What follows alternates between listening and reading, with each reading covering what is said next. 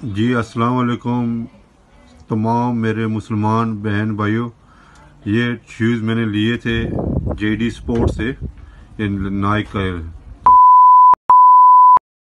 ये देखो, क्या मैंने रियलाइज़ नहीं किया उस वक़्त लेते वक़्त, कल जब मैंने रियलाइज़ किया। ये देखो, ये ऊपर क्या लिखा हुआ है, साफ दिखाई दे रहा है। इन्होंने अल्लाह लिखा हुआ है और इसके अंदर भी इन्होंने बिल्कुल ऐसी तरह इसके अंदर भी, ये देखें सोल के अंदर भी इसने बिल्कुल साफ नज़र आ रहा है। थोड़ी सी एक, ये देखो, ये साफ अंदर नज़र भी आ रहा है। और उसके बाद ये शूज़ है,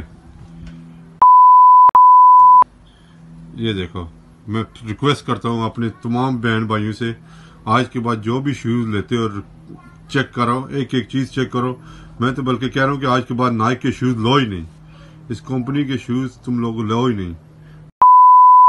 कितने दे, देखो, ये देखो, ये जो नए जो निकले हैं ना इनके इस कंपनियों के, ये इन्होंने लिखा हुआ है।